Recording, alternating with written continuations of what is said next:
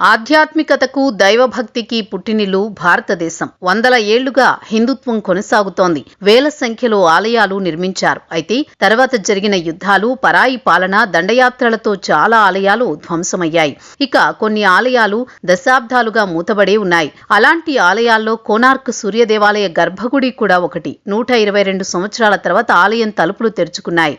భారత పురావస్తు శాఖ 2025 డిసెంబర్లో ఇసుక తొలగింపు ప్రక్రియ ప్రారంభించింది. 13వ శతాబ్దంలో నరసింహదేవుడు నిర్మించిన కోనార్క్ సూర్య దేవాలయాన్ని యునెస్కో వారసత్వ సంపదగా గుర్తించింది. అయితే స్మారకం 1903లో బలహీనపడింది. రాళ్లు ఊడిపడడం, గోడలు పగిలే స్థితిలో ఉన్నట్లు అప్పటి బ్రిటిష్ అధికారులు గుర్తించారు. దీంతో లోపలికి భక్తులు వెళ్లకుండా గర్భగుడిని నదీ ఇసుకతో నింపి ద్వారాలు సీల్ చేశారు. ఇలా కట్టడాన్ని లోపల నుంచి బలంగా చేసి 1903లో నింపిన ఇసుక ఇప్పుడు 15 నుంచి 17 అడుగుల కిందకు కుంగిపోయింది. దీంతో ఖాళీ ఏర్పడింది. మళ్లీ ఆలయ గోడలు పడిపోయే ప్రమాదం ఏర్పడింది. లేజర్ స్కానింగ్, ఎండోస్కోపీ పరిశోధనలతో స్టీల్ సపోర్ట్ అవసరమని ఇంజనీర్లు గుర్తించారు. దీంతో స్టీల్ సపోర్ట్ ఏర్పాటు చేయడానికి పశ్చిమ ద్వారం గుండా ఇసుకను మెల్లగా తొలగిస్తున్నారు. పూర్తిగా తొలగించడానికి కొన్ని నెలల సమయం పట్టే అవకాశం ఉంది. సూర్య దేవాలయం గర్భగుడిలో అద్భుతమైన చెక్కడాలు ఉన్నాయి. నృత్యకారులు, దేవత శిల్పాలు, 10 అడుగుల క్లోరైట్ సూర్య విగ్రహం ఉండే అవకాశం ఉంది. కళింగ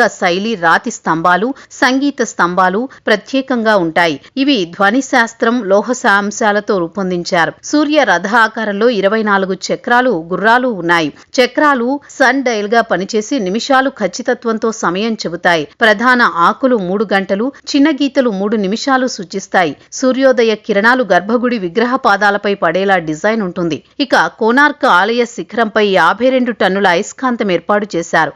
దీని ప్రభావంతో విగ్రహం తేలేదని, నౌకల కంపాసులు దెబ్బతిన్నాయని పురాణాలు చెబుతున్నాయి.